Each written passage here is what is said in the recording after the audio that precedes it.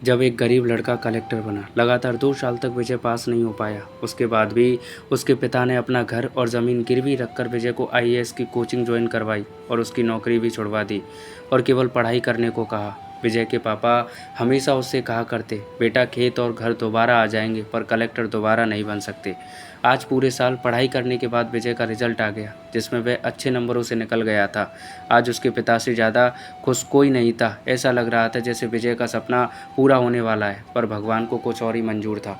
विजय का कल इंटरव्यू था और सुबह से उसके पापा की तबीयत खराब थी। विजय के पापा उसकी माँ से बार बार कह रहे थे कि विजय को मत बताना और उस दिन देर रात उनकी मौत हो गई।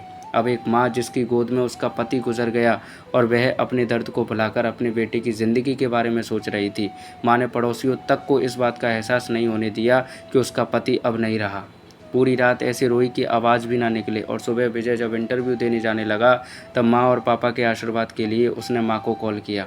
माँ ने पूरी हिम्मत लगा दी अपना सच छुपाने के लिए और विजय को आशीर्वाद दिया।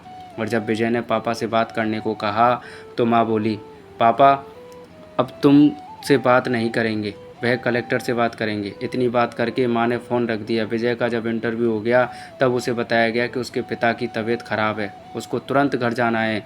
विजय को एक पल नहीं लगा अपने पिता की हालत समझने में। घर पहुंचकर पिता के पैरों में गिरकर वह ज़ोर ज़ोर से रोने लगा और कहने लगा, पापा उठो, देखो मैं कलेक्टर बन गया।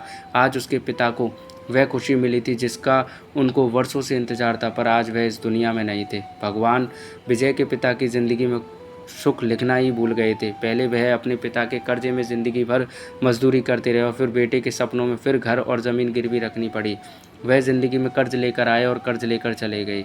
विजय के पिता को भले ही ज़िंदगी में कुछ हासिल ना हुआ हो, पर वह अपने लड़के को इस काबिल बना गए कि वह अपनी 7 पुश्तों को बैठ बैठ के खिला पाए। विजय की माँ ने उस रात किया उसको करने का जो जज्बा बहुत कम लोगों में होता है। जब विजय कलेक्टर बनकर घर आया तब माँ ने विजय से कहा, बेटा तुम आज इतने बड़े बन गए हो कि हज़ारों गरीबों का भला कर सकते हो। जब भी तुम्हारे सामने गरीब मदद मांगने आए तो अपने पिता और मेरे बारे में सोचना। मैं तुम्हारे बराबर पढ़ी लिखी और समझदार तो नहीं हूँ, पर इतना ज़रूर जानती हूँ गरीब आदमी की बहुत मजबूरी होती है। तुम कभी किसी का बुरा मत करना। शिक्षा। दोस्तों, इस कहानी से हमें यह शिक्षा मिलती है कि वक्त कितना भी ख़राब हो, हम उसे बदल ज़रूर सकते हैं। माँ और बाप के एहसानों को हम कभी नहीं उतार सकते, पर हम अच्छे कर्मों से उनकी इच्छा को पूरी ज़रूर कर सकते हैं। दोस्तों, छोटी सी कहानी आपको कैसी लगी कमेंट करके ज़रूर बताइएगा और अच्छी लगी तो लाइक शेयर कीजिएगा और चैनल पर अगर आप नए हैं दोस्तों तो सब्सक्राइब कर लीजिएगा। धन्यवाद दोस्तों।